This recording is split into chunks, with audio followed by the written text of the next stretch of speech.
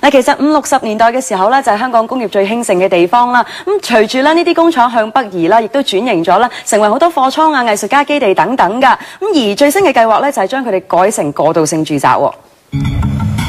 劏房呢個名詞近年先至出現，不過佢喺香港可以話迅速擴散，違規劏房隨處可見，連工廠大廈都被改建成劏房，反映出香港住屋問題日益嚴重。為咗舒緩市民嘅住屋需求，最近政府計劃放寬現時嘅活化工廈政策。現行政策之下，業主透過免補地價形式，只可以申請將工廈改裝成酒店、寫字樓或者商場等用途。不過政策放寬之後，工廠大廈仲可以改成小型住宅單位，成為過渡性住房，希望短時間增加房屋供應。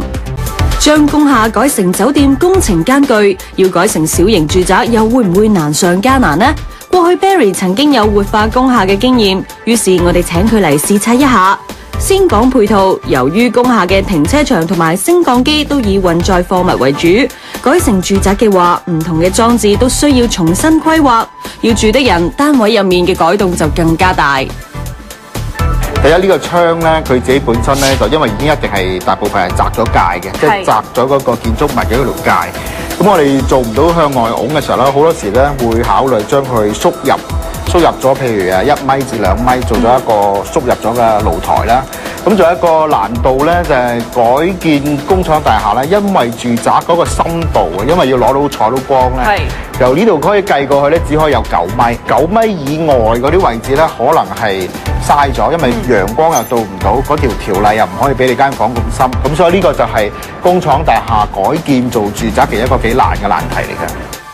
另外一個令人頭痛嘅地方就係樓底高度。一般嘅工廠大廈咧都係比較疏，令到個空間比較寬敞嘅，咁就令到佢啲枕就比較深咯。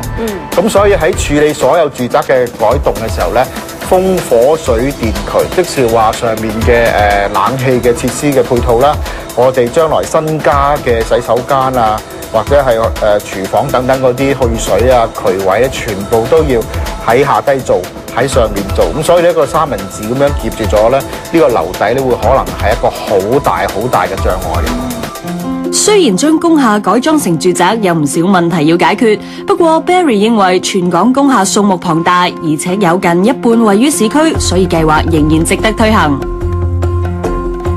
既然我哋有咁好嘅結構啊喺度，盡快去改裝去咧，呢個時間一定比起新樓咧，起一棟新樓咧快好多咯。